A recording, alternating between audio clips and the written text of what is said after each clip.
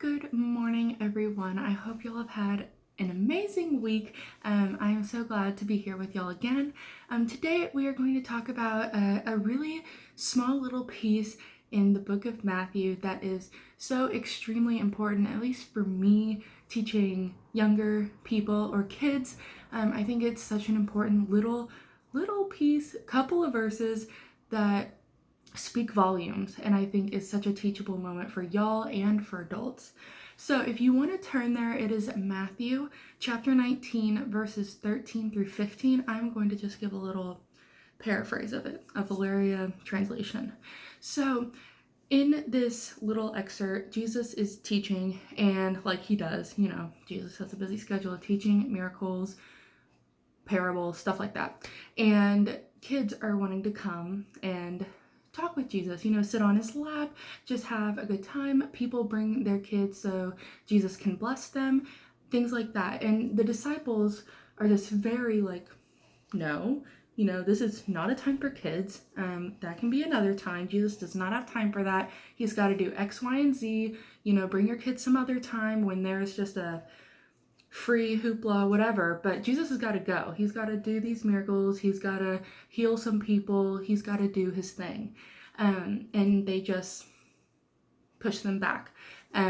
Just says, Jesus doesn't have time for that. And Jesus says, hold up, you don't, no. And Jesus says, these children are as equally right to the kingdom of God as adults. And he says, let the little children come to me. And that's it. That's the little piece.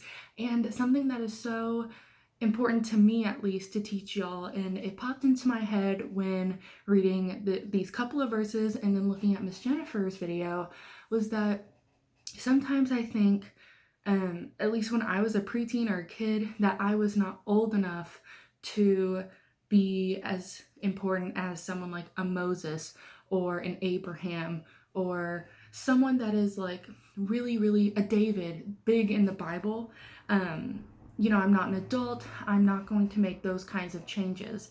And I know that that's just how some kids think, because we see all these adults in the Bible that are making huge changes and that are really putting an imprint, a footprint into the Bible. They write parts of the Bible and they're all adults. And I just want to let y'all know that that's not the case. It's not that you have to be a certain age to make a big impact on God's name. That's not it at all. If we look at, and Miss Jennifer gave some great examples of, like, the example of Samuel. Samuel was a kid when he heard God's voice like 3 times, and he finally said, here I am, Lord, I'm your servant, I'm listening.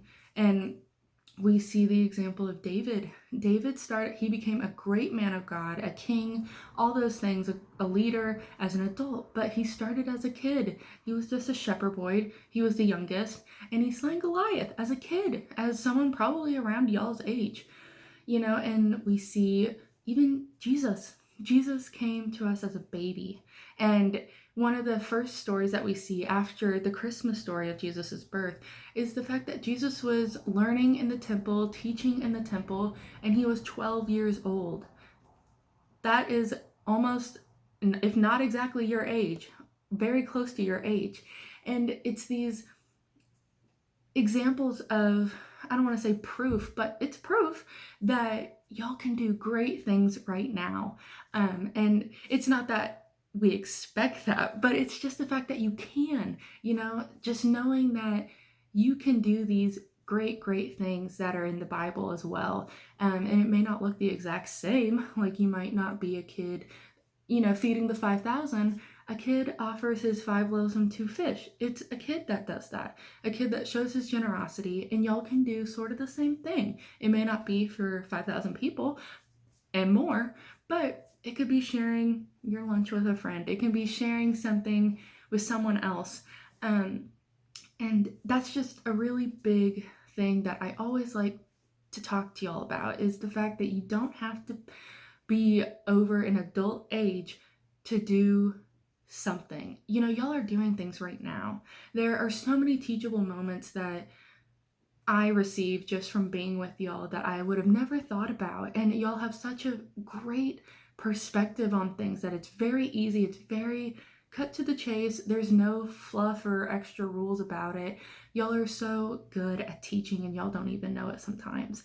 And that's another plus to it, you know, and y'all have great opportunities to teach as well. You know, something I love to hear as when I teach y'all is when y'all say something back or ask a question and I go, wow, I would have never thought of that. Like, it's just so cool.